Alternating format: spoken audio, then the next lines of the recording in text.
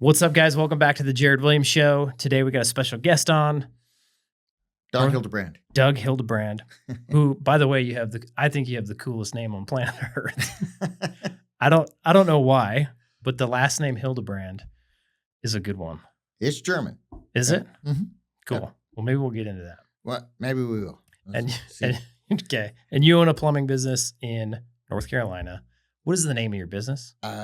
I own Plum Smart Plumbing and Drain. It's located in Asheville, North Carolina, and we service primarily Buncombe and Henderson counties there in the western part of the state. And you have been in business for quite a while. Since July of 2008.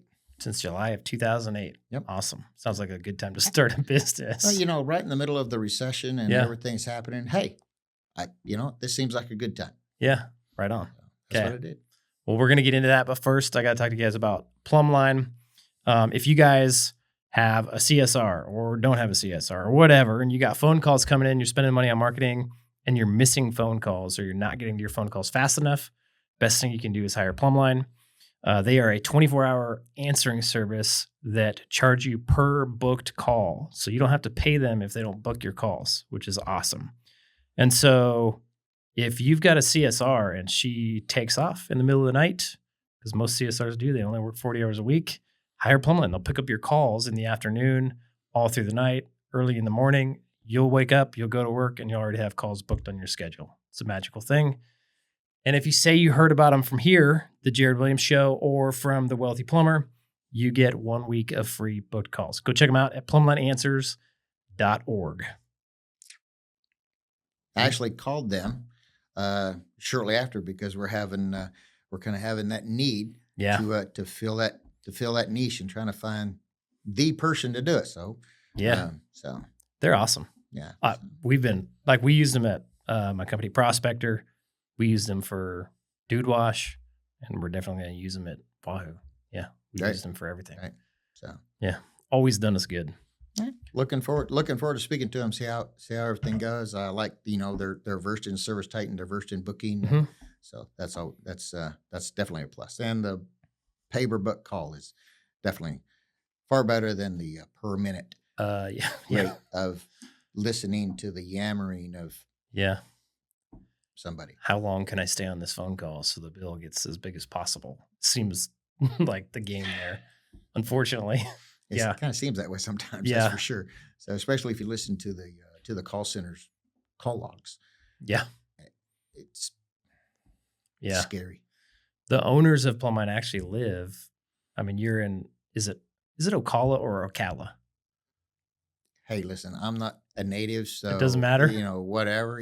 So Ocala. I say Ocala, but I hear people say it both ways. You've been here longer than I have, so I don't know. Yeah, you got to hook up. I got some people in Ocala that'll introduce you to. Oh boy, good people, okay. Real good people, actually. Great. Yeah. Hey, well, so far everybody you've run into, that I've run into, is pretty good people. So let's go. There you go. Right on. So, tell me about your business. You started in 2008. Mm-hmm. What happens? Wow. There's been a lot that's transpired over those years. So it all started out that listen, I needed income. Mm-hmm. That's kind of what necessity. Were you working for somebody else before as a plumber? Yes, I was working for somebody else as a plumber, but they did a lot of construction, mm-hmm. and so construction dried up. Construction wasn't a thing. I'd always done commercial and residential construction, industrial, a lot of service. And I just always enjoyed speaking with customers, talking to people, and educating them on what things. It's one of the things that I truly, truly, truly enjoy about service plumbing, mm-hmm. more than say construction. It's helpful to know construction. Mm-hmm. I agree.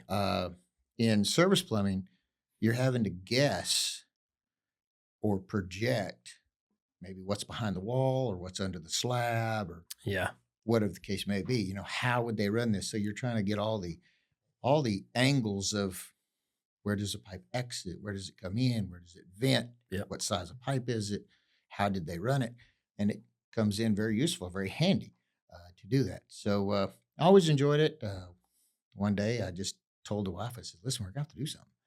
And she said, well, what do you think about, just doing your own thing? I said, well, yeah, I think that'd be a great idea. How old are you at this point? I was 40. 40. At that point. My age. Yeah. Yep. Yeah. I was your age. Did you feel like you're starting over as like an old man? Because that's kind of how I feel right now. No, I guess I really didn't. I just, because even to this day, I still just so much, I just so much love it. Yeah. Not to say that there's a lot, there's a lot of stress and headache, that goes on during the days, but yeah, it's just it's just a beautiful feeling to, whether I'm helping my people or helping a customer or helping the community or whatever the case is. It's just a wonderful feeling. So I didn't have, we were in debt. And we lived in a little house in a little town called Barnardsville, and which is north of Asheville. And I went to basically I went to my wife's dad, and I asked him if I could borrow $1,500 to buy a van. And I bought my first van. It was an 02 Ford Econoline van, and went to a friend and said, hey, can you print me up this brand, this logo, which is not the one we have today. And he hooked me up with our first version of things. And was it called the same thing? It was called PlumbSmart, but the original name of the company, so we're sitting around trying, what do we call it? Well, I'm not going to call it Don's Plumbing. I'm not going to call, I want something unique, something that can move on. And my wife actually came up with the name PlumbSmart. She says, well, you really enjoy talking to people. You really enjoy educating them, helping them, and first one thing or other. And you're like sharing that. So what about PlumbSmart? Yeah. And I was like, yeah, I think that'd be a great idea. And I says, but I want people to know we're advanced and we know a lot of the, water heating technology and servicing and efficiencies and stuff like that. So I put the name Technologies on the end of it, not realizing that tells a different story. It does, yeah. But that was the name of that. That's actually our parent name. Yeah. And then we're DBA, PlumbSmart Plumbing and Drains, and that's how the name came about. Cool. And it was just blue green with a green little swoosh underneath it, and I thought I was king of the hill, baby. And, stuck my sign up beside the road, my sign up by the road. And it wasn't the very next day I had a phone call, and he said, hey, Don is actually a friend of mine. He's passed away now. He owned an HVAC business and had a house up near where I lived.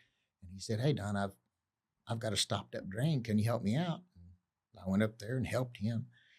Took care of that. Next day, I was outside walking up and down the driveway. I was praying and just praying out loud. And pretty soon, wife comes outside and she goes, what are you doing? I says, I don't know, but I'm going to go to work.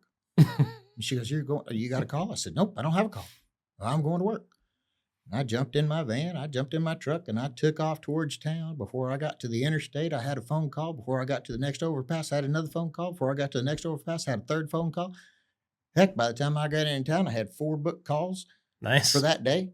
And that's what's been happening ever since. So we started in the Great Recession. That's when we started. Everybody says the Great Recession. I don't know. I was just living meal to meal at the time. Yep. And that's what we were doing. And so we went from there to, I remember my first stock room. Yeah. Was a Home Depot had a shed. They deliver it to you, in pieces. You got to put it together, kind of. Yeah. And I think it was like $900, and they brought it over in flat pack and dropped it off, and at my place there. And that was my stock room. Yeah. Opened it up. And it was 10-foot ceilings. I called. They're out of business now. Contractor Access, I think it was. They got bought by Red White. Gotcha. And I says, I need some material, and okay. And 3 days later, I had a whole bunch of material show up at my door and threw a bunch of it in my truck. And, hey, that's what I was doing, Yeah. and it's been a lot of fun. Did you like how long had you plumbed before you went and started your business? I guess I'd been plumbing. I started out digging fire mains, Mm-hmm. uh, 18-inch ductile iron fire mains in Yeah. California. And I was 16 at the time. 16. Gotcha. So by that time, almost 30 years, Gotcha.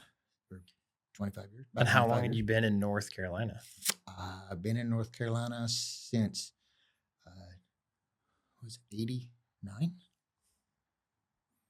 Yeah, since 1989. So a while. Yeah.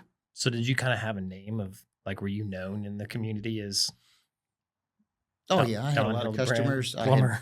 I had worked for other Uh-huh. I had worked for other contractors over the years, Yeah. and during that time, before I hung my own shingle, I'd worked for other contractors already. Yeah. And so I actually already knew people in the community, knew the supply houses, Yeah. knew all the right people to talk to and everything at that time. Yep. I had people that would call and say, "Oh no, Don's doesn't work here anymore." Well, do you know where he's at? So Yeah. kind of hunt me down. Yep. So, but yeah, so I'd like to say I knew, and I was very, very, very, very, very fortunate because a lot of the people that I learned from Mm-hmm. and hung out with, they were the old master plumbers, the lead oakum Yeah. and cast iron and galvanized and threading and stuff like that. That's what I cut my teeth on. Mm-hmm. So that's what I learned with. So I was very fortunate with that. And the other thing is a lot of the early plumbers there in the Asheville area. Mm-hmm. A lot of them are gone now, but I was very fortunate to be able to work with a few of them. Yeah. And stay friends with most of them, or the ones that are still around. Yeah. And such. So it's nice to know, because you run into a building and you're kind of like, kind of off. I usually pick up the phone because I know who has been in or worked on or plumbed that building, and I can call them up and say, "Hey, I got a XY. Oh yeah, there's a shutoff valve down this hallway, in this closet, in this corridor behind this steam line." And like, "Oh, okay, great. That's what I needed to know." Yep. That kind of a thing. Yeah. So, been fortunate to be able to work those people. So back then, did you just stick to residential, or were you just doing whatever came your way? Whatever, really just whatever came down the pike, but it always favored residential. Mm-hmm. So, yeah, I did do commercial work. I did commercial construction, and I did commercial service for a number of restaurants and other people. So, mm-hmm. But it always kind of favored residential. So then tell me more. Where did it go from there? So we like I said, started out working out of the house and just working from there. And then I needed to find a place in town that was a little closer, so that I wasn't like real close. I mean, I was a ways out. So, I opened actually I bought a storage unit in the north end mm-hmm. of Asheville, and I worked out of there for a while. And then there was kind of like you were saying here, it's hard to find space. Yeah. And but a space became available in a strip center down the way, and I asked if I could come in, knowing that I had I'd have a couple of trucks and I'd be throwing away a lot of trash and first one thing another. But they agreed to have me, and so I spent a number of years there, probably 14 years, 12, 13 years, mm-hmm. In that location. And, then just last year, we was able to move out of there at the beginning of this year, was able to move out of there into our own standalone building, just about a half mile up, about a 3/4 of a mile up from where we were. So we've been on the same side of town, within the same zip code, on the same road, for 17 years. Yeah. So it's it's been pretty nice. Well, 16 years. And at what point did you start hiring people? That was the scariest thing ever. Yeah. My first hire was the scariest. I mean, it freaked me out. But I guess so. My first hire, still good friends. His name is Mike Porcenalic.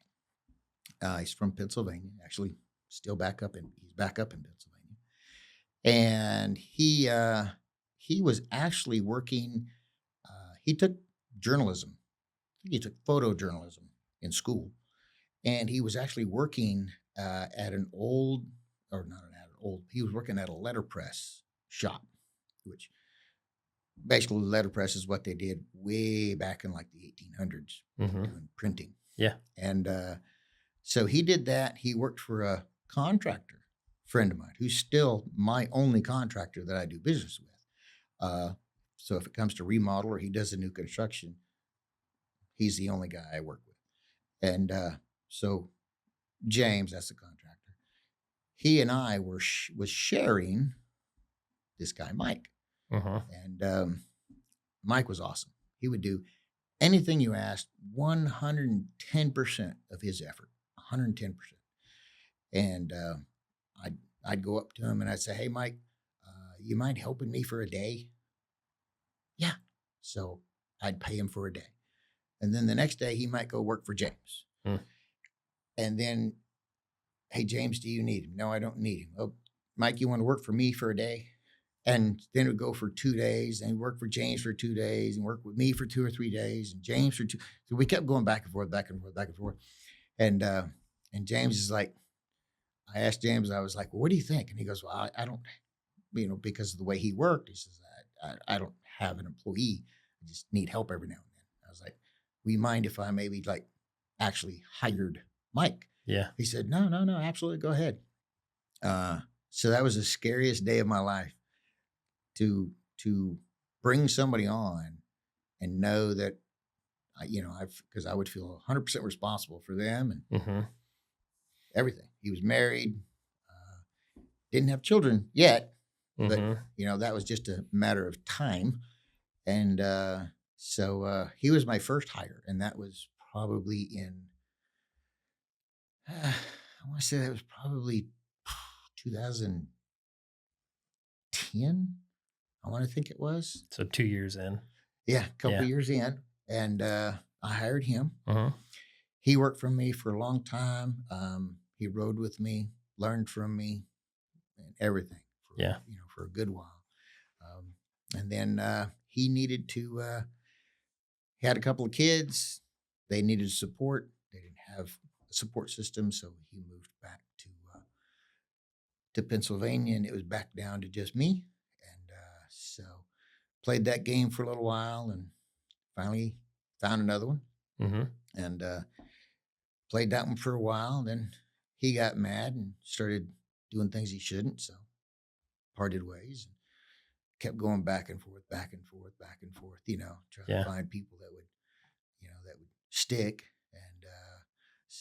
And have built it up. And the biggest thing we try to work with now is culture. Yeah. Trying to create, find, and keep that right culture. Yeah. And, it's that, because we want a culture of people, we want people to excel. We want to train them. We want to motivate them to excel. Yeah. Be their own person, but help, support, be a teammate, excel in your own right, in your own endeavors in what you do. But you need to be, hey, do you need a helping hand? I see you're not back to the shop yet. Do you have a problem? Do you need me to bring you something? Always offering, always extending that. And a lot of times that's hard to find. Oh, yeah. I agree. We got about 15, we got about a total of 15 people now. And, cool.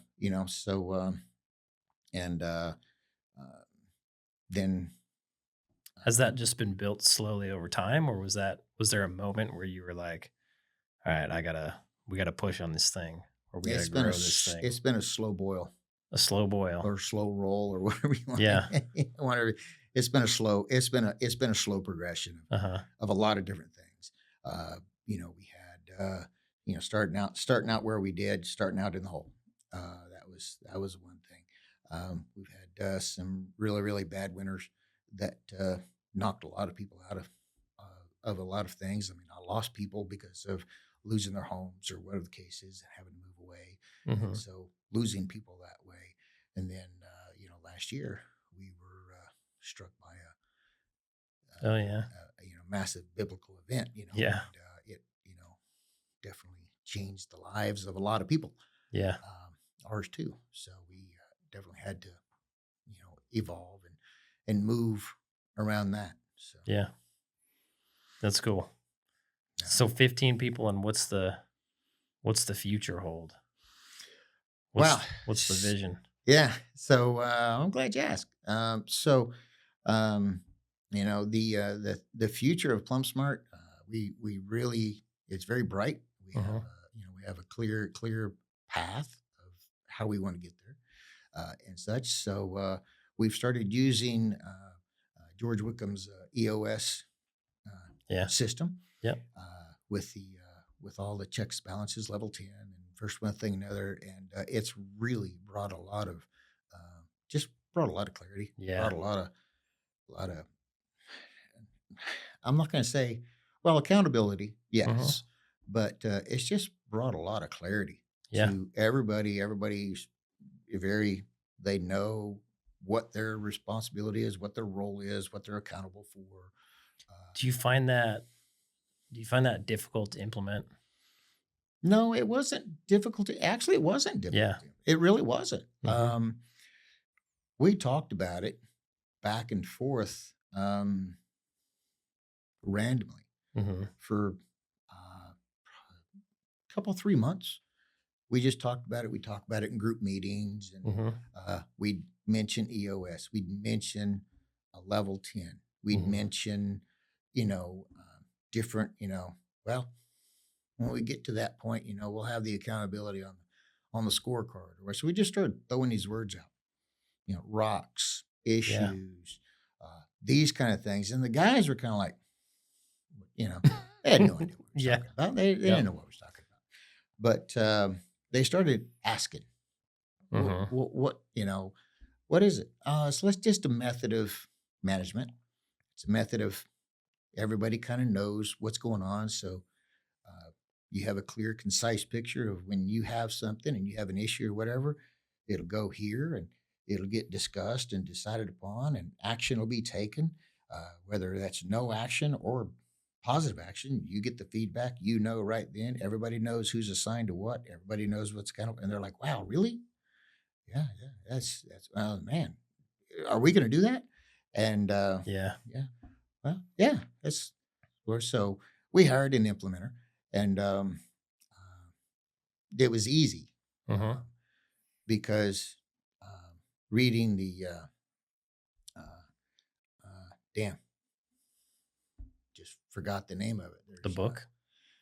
Well, there's the traction. Yep. Get a Grip. Get a Grip. So the next book, Get a Grip, is actually the story of implementation of a business implementing it, which I found extremely helpful.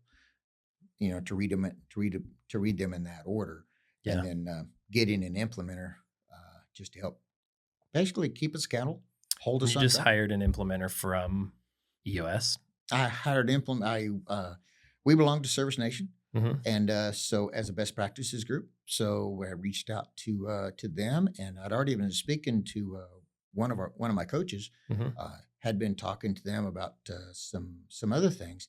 And it was funny. He actually responded in one of his emails. He responded and he said, well, that's a rock. We'll address later. And I knew where that term came from. So I hollered back at him and I says, are you referring to the EOS system? Because we want to use that. He said, and he just, yes, absolutely, 100%. That's what I'm referring to. And if you want on board, he says, I'll be happy to help you out. Oh, cool. And he did, and he has been a great, somebody that I can lean on, and I can talk to other, like Justin and others about that. And it's good. Yeah. It's just been very, very helpful. But yeah, we've built that over time, little by little by little, having and making sure we have the right culture. And sometimes by doing so, it's a very slow build. Yep. Because you got to have good people. Yeah. Yeah. It's all about the people. Yeah, it's hard. Yeah, and you got to find good people. You can train them to do certain things and train them to do it, but you can't teach an attitude. You can't teach, manners to an extent. Yep. But the attitude and stuff like that they're born with that. Oh yeah, I agree. So I 100% agree. So I read Traction, but I first read, oh good night, what is the name of the other book that talks Rocket about Fuel? Yeah, Rocket Fuel. That talks about the visionary and the integrator. Mm-hmm. We've actually talked about it on the podcast quite a bit, but that was super eye-opening. It was like, oh, my whole business life makes a lot more sense now. Tons of clarification. It does. Like, it helps to define the role. Oh yeah. Super cool. Mm-hmm. And then I just made it through Traction. I always heard about EOS. We never implemented it in any other business. And I made it through the book, and just getting through, like, I went and built my own Traction vision organizer, set my core values, like understanding even just how to set your core values from a perspective of building a business that, like, it's like a business that makes sense for me. Mm-hmm. And then when I bring somebody else in and they align with that, now we're all on the same page. Yeah. Now I got the right person in there. Yeah. And then the idea of getting the right person in the right seat, that was like I dealt with all these problems before, but I had no clear way to, like, define. Right. Okay, this person is a good fit for the company, but I got him in the wrong seat, or vice versa, or whatever. You should get a grip. I will. Because I got a lot out of Traction, but I couldn't figure out, how do I piece all this together? What's the process? What happens when this goes off the rails? Yeah. Yeah. What happens when this happens? Stuff goes off the rails. Is that what you're saying? Oh yeah. Yeah. I know it doesn't happen to everybody else, but that book, Get a Grip, it actually, it's the story of a business that wanted something, needed something, and then they found an implementer, and that person guided them through their step by step meetings, and it'll actually go through multiple meeting, like live session meetings, and I would be like, hey, hang on, put a pin in that, move it over here to your issues list or your TDS or whatever the case is, and then talk about this. We've got a time, keep everybody on, and all these little stories, all these little, well, this person's good, but we don't know where they should be, and the honesty coming out during the discussions and everything. Yeah.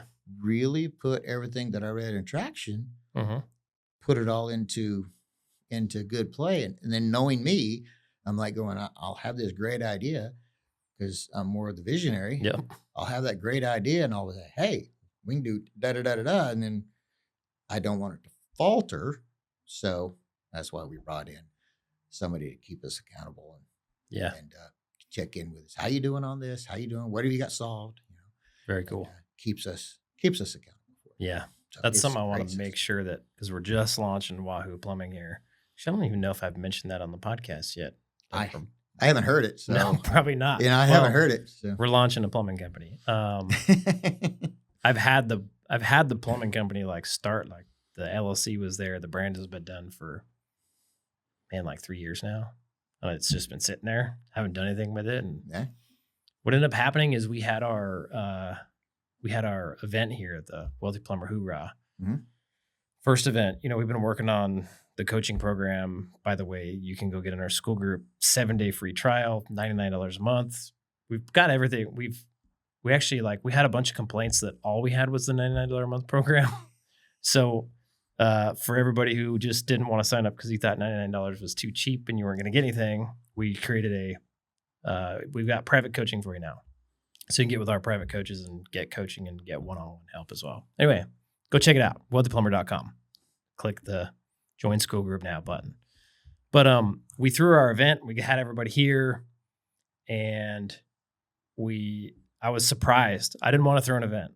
I was like, I hate events, blah, blah, blah. They're just like, that's why I called it the hoorah, because that's what most events are to me. They're just a big hoorah. Right. You get all excited, you go home and you just forget about it and go back to normal business. Yeah, you don't want to yank your own chain. No, but it was funny because we launched the event and we sold out a month before the event started. And I was like, oh, that's kind of crazy.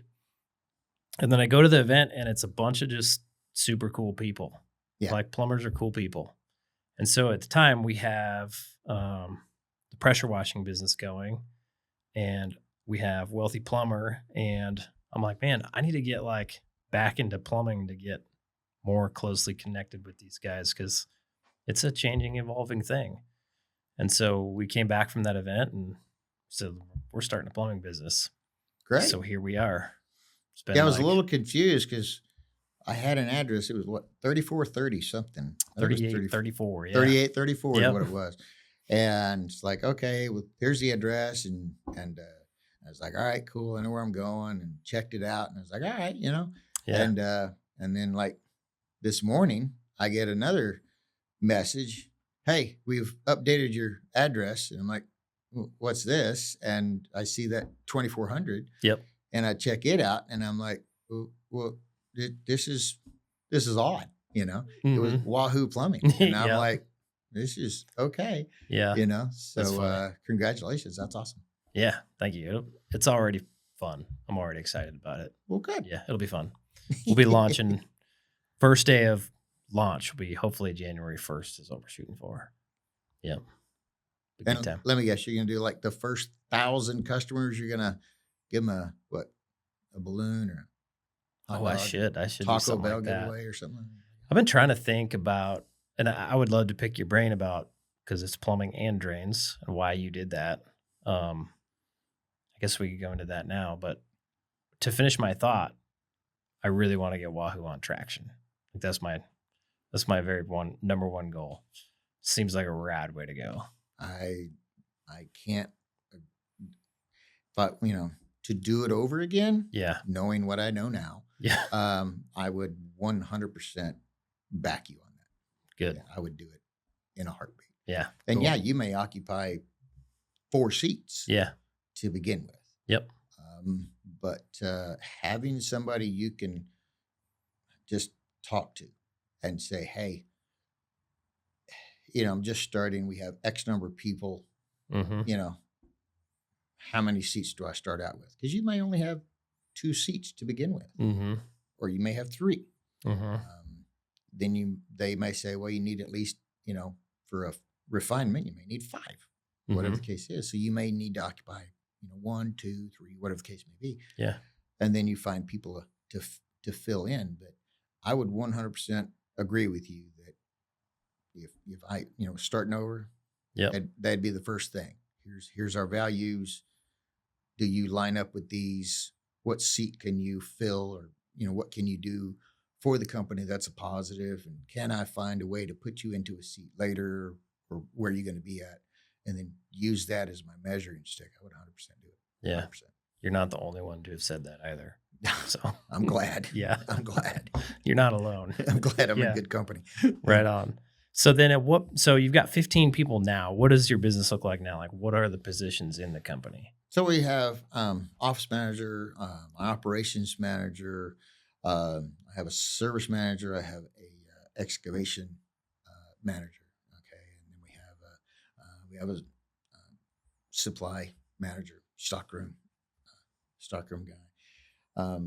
And then we've got crews. We've got individual techs. We do excavations, water lines, sewer lines, septic installations, drain fields, stuff like that.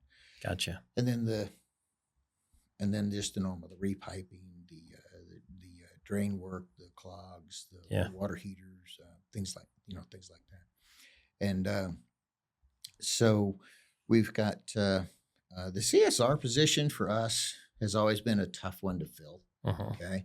And that's simply because it's just becoming a lot more diverse. It's a lot more diverse than it used to be. It used to be, it was, you could really just somebody had a pleasant voice, they could answer the phone, take down some information, and you were good.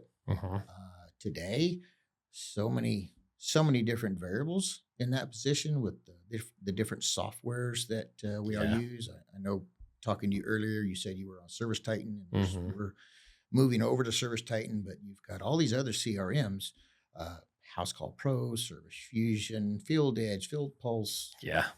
Sarah, I mean, there's one cropping up once a week, I think.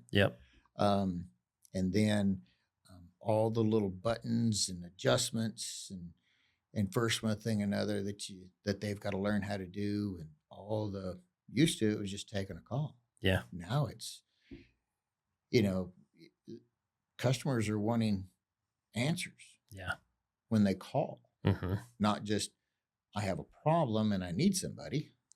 Now they're asking more questions. They're wanting more information, and that person's having to, dispatch the technicians and answer the technicians' questions and answers because this person didn't get all the right information, or, I'm sitting at this address and it's a vacant lot. And that was a house we sold that they tore down. You're supposed to be at this address, but we didn't put it in the right spot. And, it's hard. So we're desperately all the time looking for, another solution.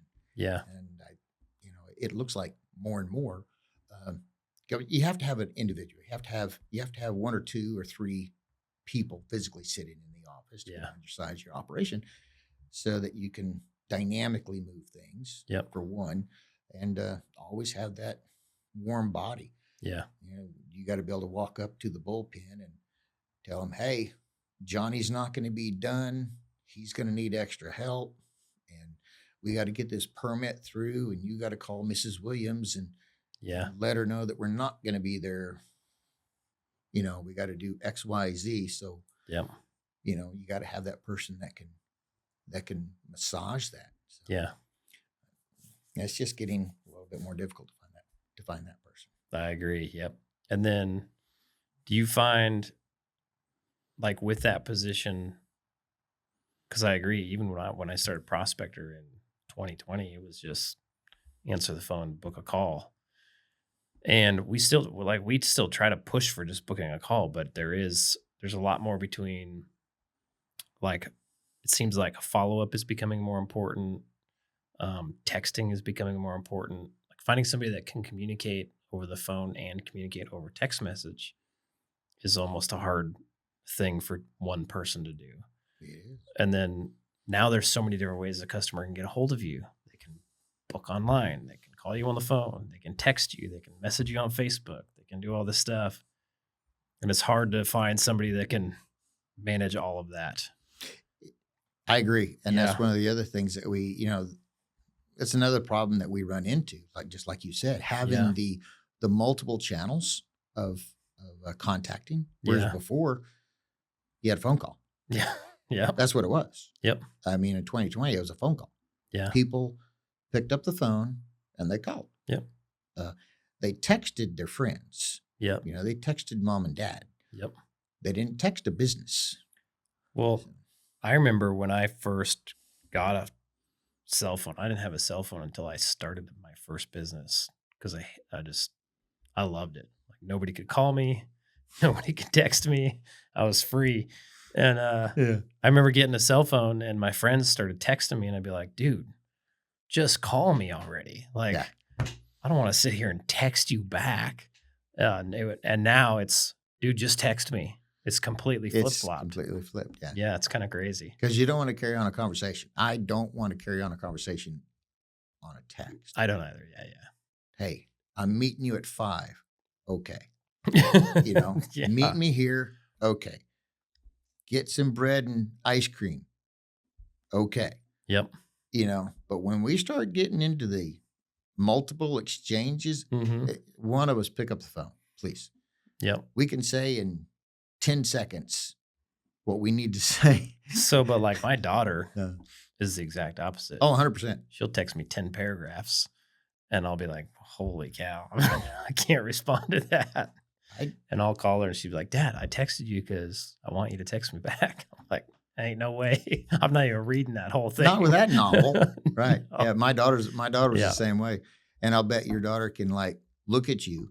My daughter can do this. Uh-huh. Look at me and text somebody completely different. Oh, yeah. While she's sitting there looking and talking to me, she can be sitting there hammering out a text message. Yep. Not even look at her phone. Yep. Hell, I don't even know she had her phone in front of her. She's got it like down in her lap or something. Yep. And you're 100% right though. It's completely flipped. So, because and what do? You've got the social, you've got lead generation, you've got the web, you've got the, whatever advertising channels you have out there for people to get a hold of you. Mm-hmm. And you got to have somebody to be able to monitor and respond, to all of that. And I think that's where AI is really starting to really shine. Yep. In that regard, because it can monitor, 100 channels at once and respond virtually instantly. Yeah. So. Yeah. So then, at what point did you ditch the technologies and go with plumbing and drains? So about 10 years ago, I was like, man, I need to do something different. So I started. How come? I don't know. It was just, I wanted something I wanted a logo, an actual logo. Mm-hmm. I wanted a logo. I wanted a mascot. I wanted something other that I could shrink all of what I was down to something small that I could put on a door of a truck, and people could recognize what it was. So driving around, looking at all, local places and local companies and different brands and just all kinds of stuff. I just kept on. And I looked and looked and looked and looked and looked for who could I get to create it. You could hire somebody on Fiverr, or whatever the case is. Well, I ran across an amazing individual. You know him, Dan Antonelli, over at Kick Charge.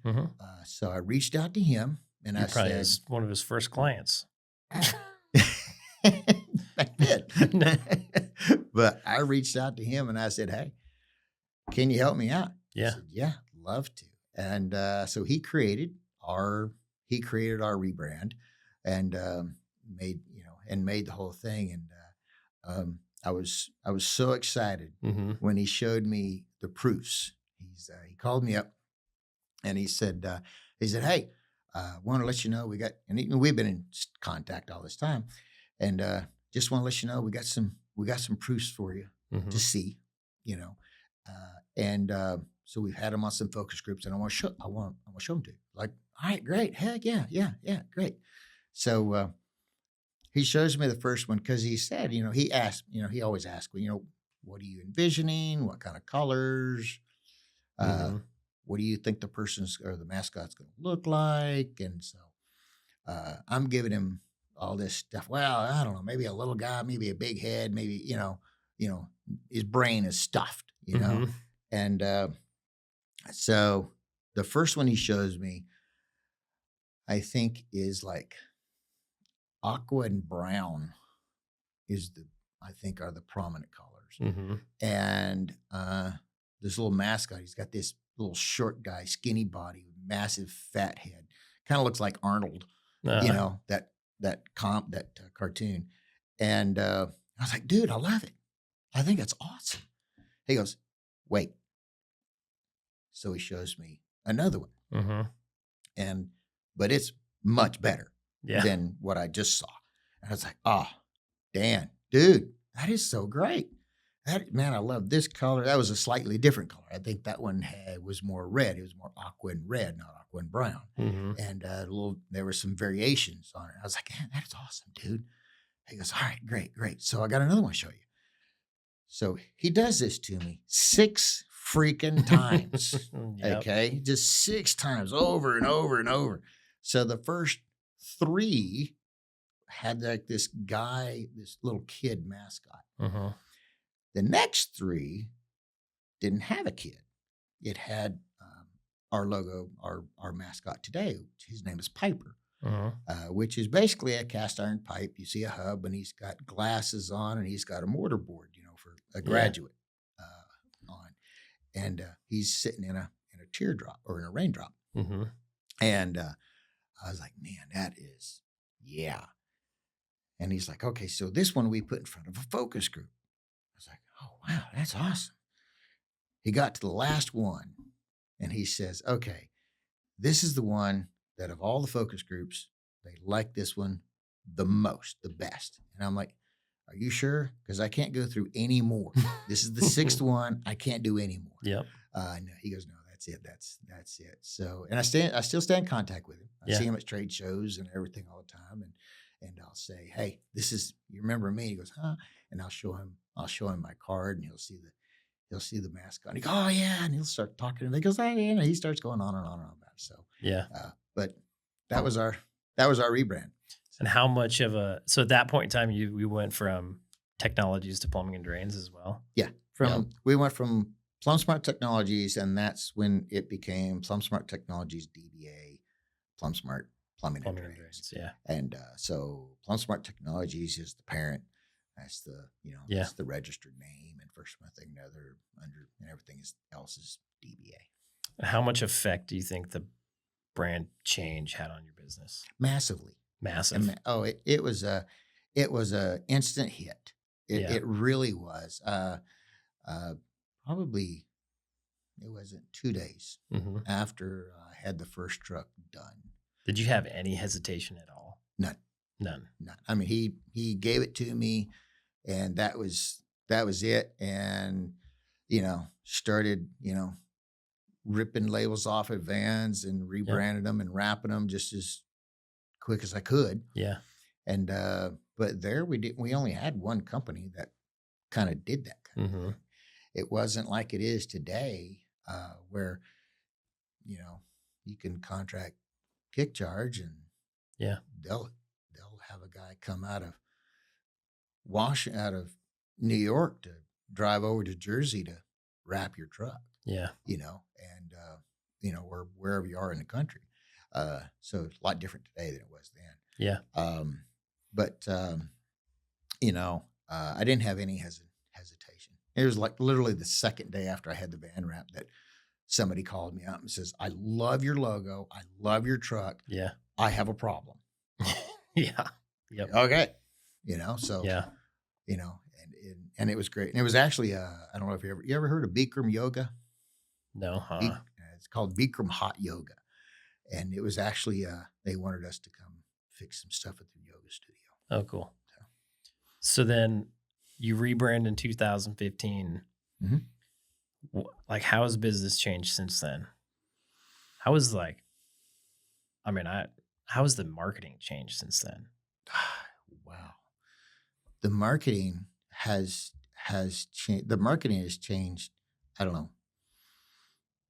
The marketing changes almost every year. Yeah. It moves so, it's so a lot more fluid today than it was then. Back then, you could have a website, phone book ad, and you didn't have to do a whole lot. But today, because now you're doing a lot more of the social media and the different outlets there, and Google's always changing its rules. Yeah. So having to keep up with that, and you're always having to find new ways to do things. And really, the funnest part of the whole marketing thing. I remember you said, it was one of your podcasts. You said that like partnering with a bakery, and like sponsoring a bakery, I think is what you said, and partnering with them. But just getting into the community and sponsoring that, and working with that and doing that, that works really good. Flip it over into the social side of promoting it, and it goes even further. Yeah, and then that helps to trigger the Google algorithms to pick things up. Yep. So you never realize how much one little thing affects on the marketing side affects so many other pieces. Yeah. And it's definitely a lot different. Yeah. Used to, you could have, 4 different messages and it not really get clouded. Yeah. Now you can't do 4 messages. Yep. You got to have one message on 40 different. Yeah. 4 arms. Different platforms. Yeah. Yeah. Yep. Oh, it's different. Definitely. And so how are you keeping up with the social stuff? Like, what do you do? Who handles that? So, there's a lot of technology. Before it was always just either myself or somebody else. And, they'd be monitoring, checking a couple of them, and I'd be checking a couple of them, and, emails and the Google business profile and the LSA and the Facebook and the Instagram. And, so we'd have, either myself looking at all of them all the time or splitting that up between a couple of people and kind of watching everything. But I ran across a really cool, and nowadays you've got these systems like SEMrush and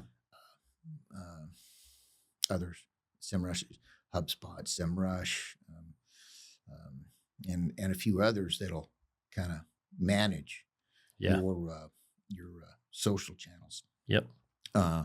But we have we have a texting service that we use that's and basically we tie all of our anything of a lead comes into that service, whether it's a social or an email or a voicemail or comes from a lead gen service or any of that. Yep. And then it goes into this one program, this one system, and then this one system is got an autoresponder on it, kind of like an AI autoresponder, and say, "Hey, I see you just called, and you were looking for some plumbing work to be done on your bathroom. Can I get a service address of where you're located so I can see if you're in our service area? And in the meantime, here's our contact information, and if you want to schedule online, here's a link for you to schedule online." Yeah. And then people can just do that. Yeah. And it'll take care of that way. And then if there's anything oddball, it'll kick out an email to say, follow up on this or check in on this. So yeah. And then we also have, that's for like the keeping up with them.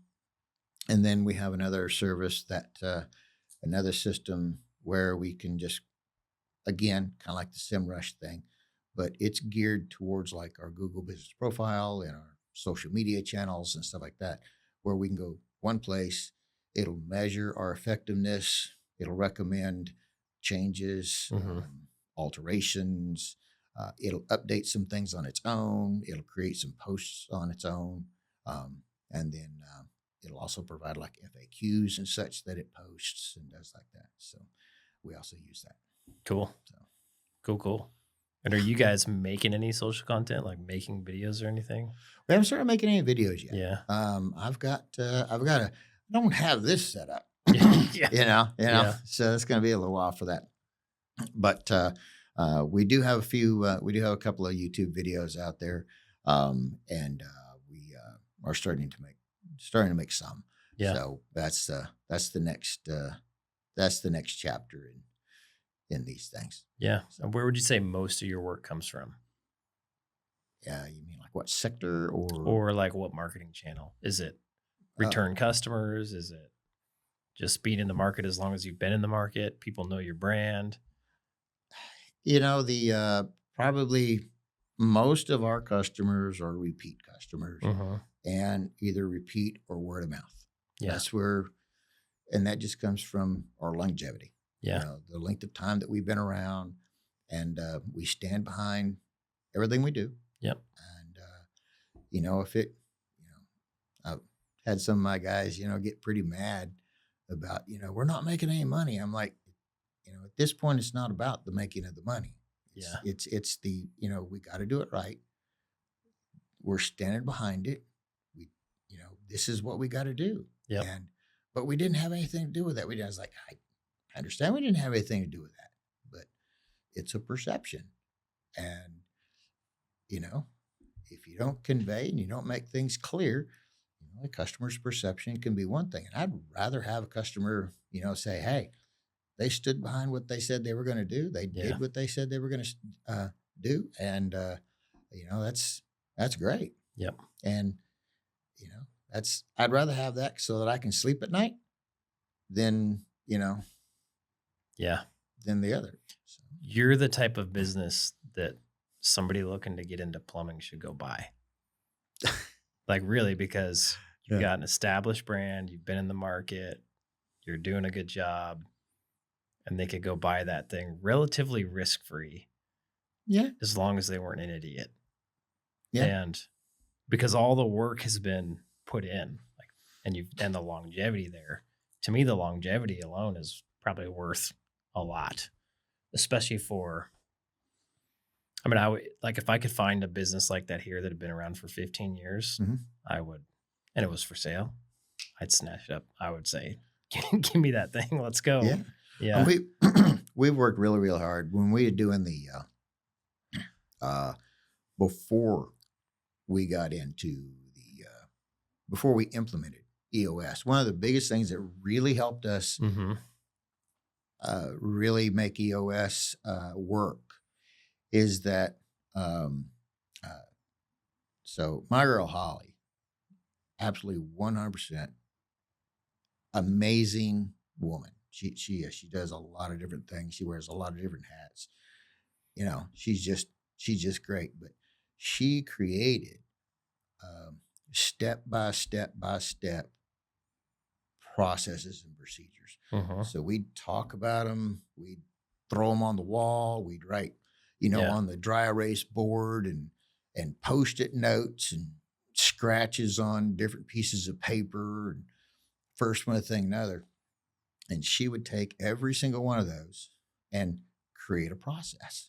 How do you enter a call? How do you create the job?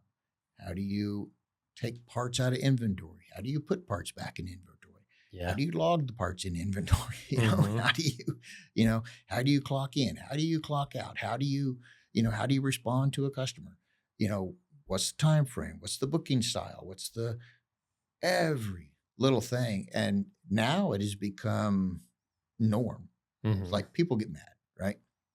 You'll have it out with one of your managers or one of your guys or whatever the case is. So now we've adopted this. Yeah, you have it out. Get your vent first, because everybody wants to vent, right? Everybody vents. And then it's like, if one of those two doesn't say it, somebody else may hear it. And when they do, they say, okay, check the process. Walk the process. Yeah. And so we had an issue with parts. We had an issue with there was something not jiving in this was the last one that happened that really stuck out. And it was like, okay, the guys would ask for it. It would get ordered. It would get created. It would get sent to the stockroom to procure, and they would procure, right? And then somehow or another, it would kind of get like lost in limbo, right? And then we start getting everybody yelling and arguing with each other, right? And so Michael steps in and he goes, bring me the processes and let's follow this one step at a time.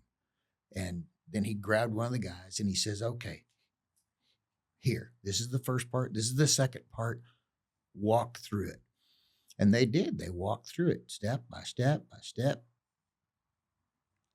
by step. Yeah. And they were like, there, that's the gap. Yep. That's the problem. And so that's the process. That's what we do. So we have a process for fixing the process. Yeah. And that has made it so much easier. So now when anybody has a problem or a question or a need, that's kind of the mantra that kind of goes around. It's like, well, what's the process? What's the procedure? Yeah. Where's the book? Yeah. that shows that. That's why it's always consistent. And it's not like you bring a guy in and he follows the lead tech around and he says, well, I don't really do it like this. I do it like this. You don't get that. It's like, because when you do it wrong, the first thing somebody's going to say is, did you follow the process? Yep.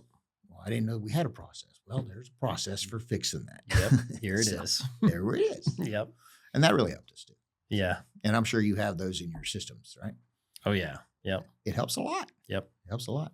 Definitely. And so most people who have a business eventually get into who start a plumbing business, get into HVAC. Mhm. Is that in your future? Yes, absolutely.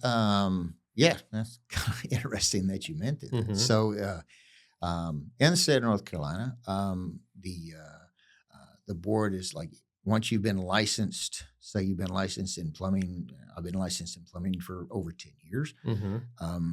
I can take the classes and obtain my HVAC license. So Gotcha. I'm actually in the process of doing that now. Cool. Of doing that, just because I've been around it for a long, long time. Yeah. But I've just got to take a couple of classes so that I can actually take the test. Yeah. So, do you feel like there's a limit to how much revenue you can do in plumbing, or like, do you think you're anywhere near that, or no? I honestly don't think we're anywhere near that limit. Every market's a little different. Mhm. Every market has its pros and cons. Yeah. Asheville, the market in Asheville, it's been growing for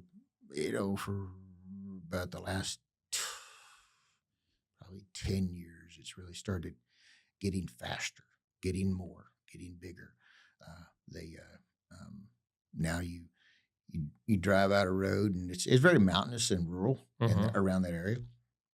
And, you'd be driving around and it was just, creek and stream and hillsides and trees. And now you come around a curve or you drop into a holler and all of a sudden you got, 200 homes, Yeah. where they're grading out for, a couple hundred homes. So we've got a lot of construction, a lot of building. The opportunity, just on the plumbing side, is vast. Yeah. So we have a lot of opportunity there, and same as with the other trades as well. Yeah. And that's just on the service side. Have you seen how many people live in your like service area? We've got a little over 300,000. Oh, so it's pretty decent size. Yeah. Yeah. So I think the last census had it at 340,000, I think it was. Cool. So, Cool. So we've got plenty of opportunity. Yeah. And that's just growing daily, because we have a lot of people moving to the area.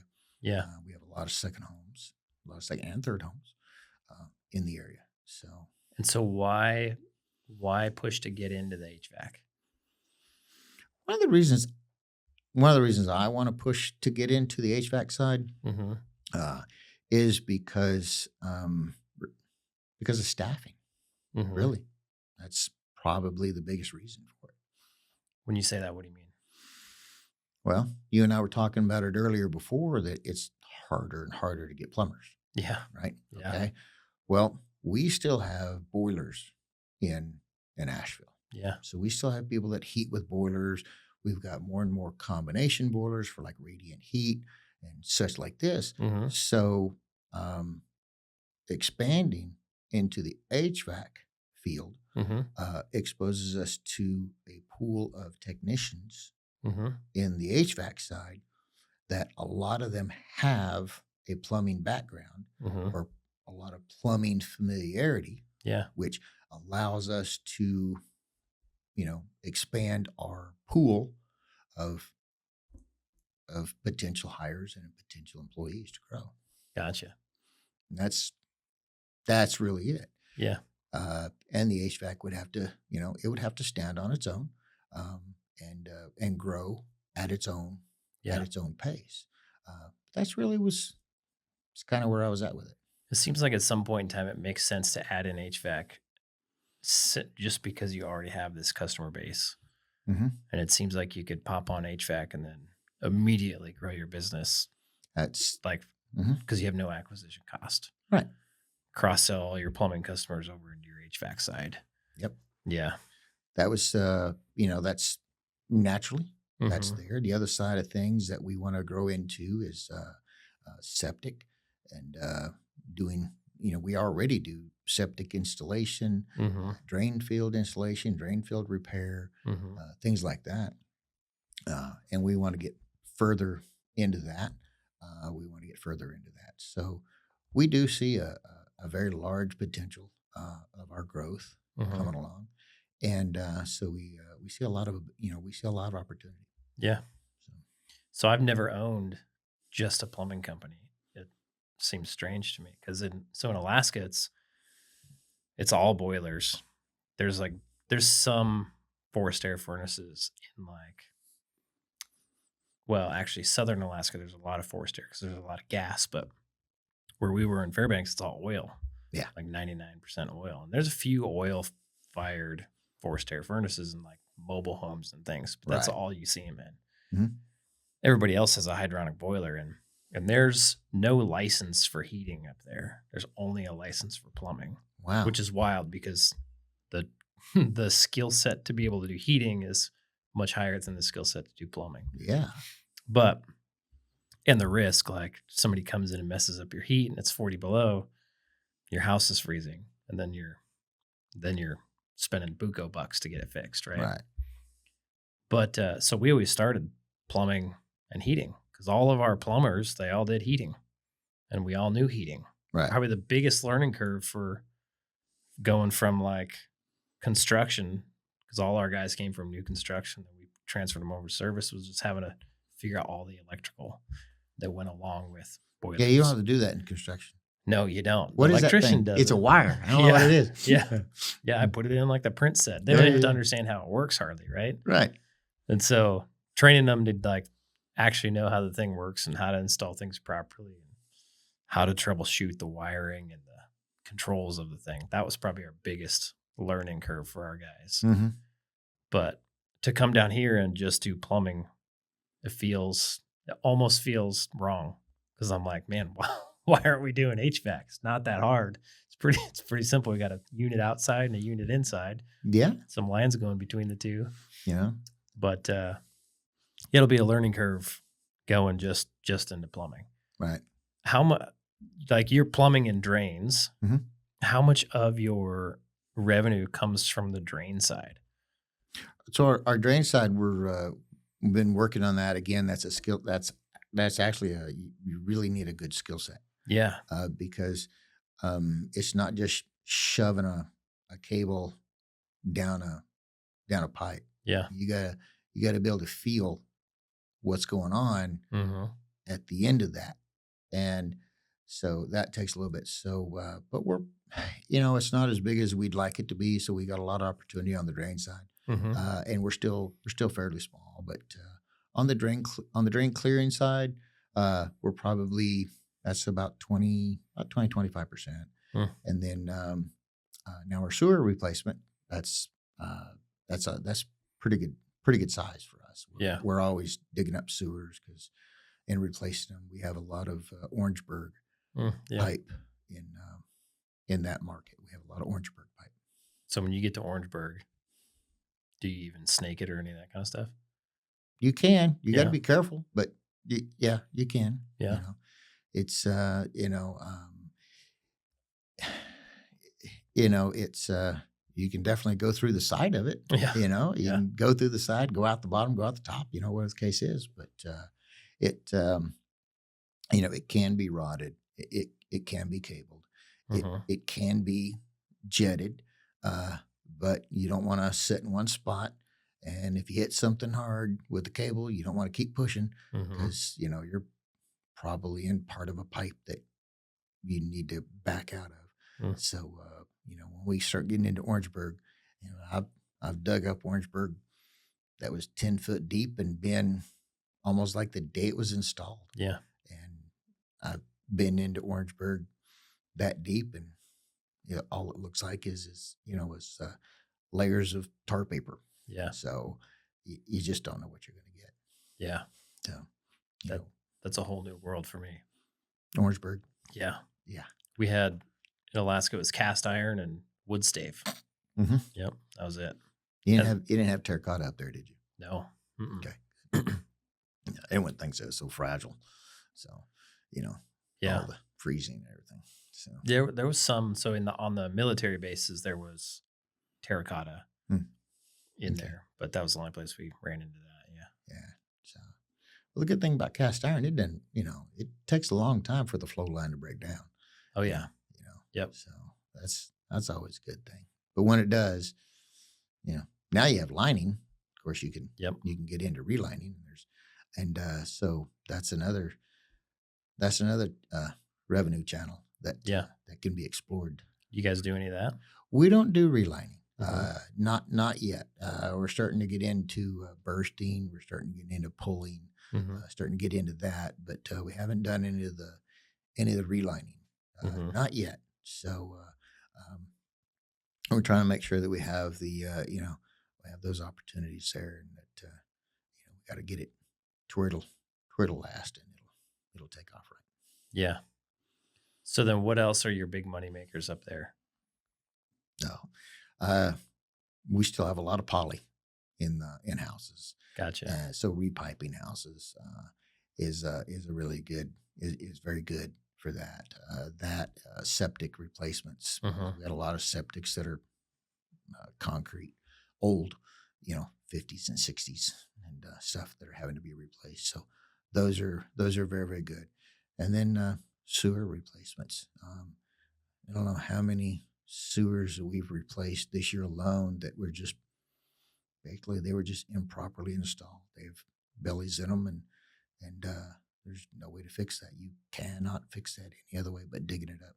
Yeah. So, unfortunately, I'd love to be able to burst it and get it out of the way, but I can't take a low spot out like that. So, it's kind of hard. So you said there's a bunch of expansion, and you drive into a holler, and there's 250 homes all of a sudden. Are those like here? There's we've got D.R. Horton building neighborhoods by the thousands. Yep. Is it similar to that? These homes are just kind of like, here they are literally just slapped together. Yeah, they're track houses down here. Yeah, there's a lot of track houses. We used to have a lot of those, still have some, but a lot of these are coming out to where they're kind of like craftsman style houses. Where so we have a lot of really nice. They're not track homes. They're not. They're nicer homes. And a lot of them are 2-story, and a mix of 2 and 1-story houses and things like that. And then we have because that area just attracts more craftsman style carpenters. Yeah.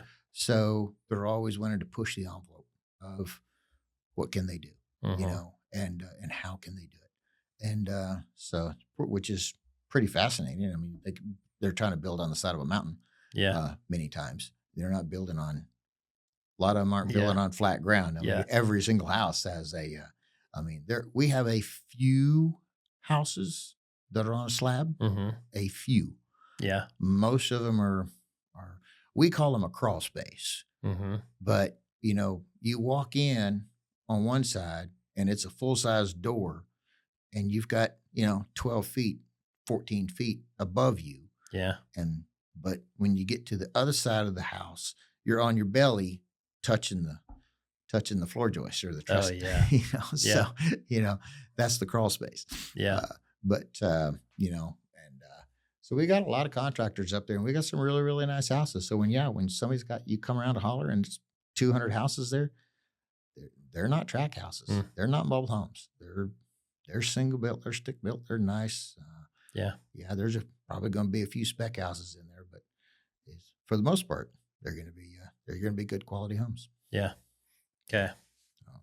If we'll make this your last question. If you could leave 3 pieces of advice for the aspiring plumbing business owner, what would it be? The first thing I would say is find your exit first. What do you mean by that? How long do I want to do this? What is it going to be like when I do stop? And what's it going to look like when I stop? Yeah. That'd be the first thing. Okay. The The second thing is create a process for everything you want to do. Yep. Okay. Even if it's not a good process, create a process. That's the second thing I would do. And the third thing I would do is implement EOS. There you go. That'd be it. Cool, man. That was the way I'd do it.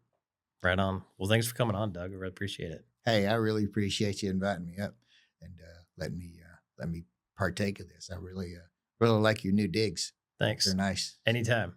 You know, you can drive up here anytime. I'll have to come up here and or I'll call you guys for some Wahoo service. There you go.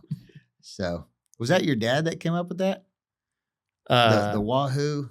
Well, the story goes that, and it's not a real story, I'll admit. Oh. But the story that we came up with, I always liked the idea of having a brand story. Yeah. And me and my dad did work on stuff a lot in the garage. And the story is that every time we'd get something going or fixed or whatnot, he'd say, Wahoo. Okay. Which is something my dad would do. He's a big, he's kind of a nerd. So he likes, Super Mario Brothers and Wahoo.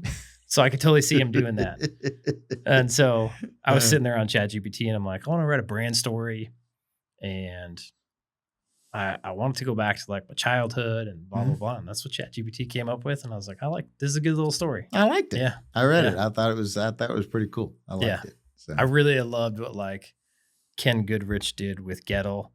And then did you see his new Kennerator ad? I haven't. I haven't seen that one yet. I'll have to show it to you. It's another good one. Oh, okay. But yeah, the story behind the brand. I like that idea. Yeah, that's a hell of a brand. Yeah. Yep. So we were at Service World 2 weeks ago.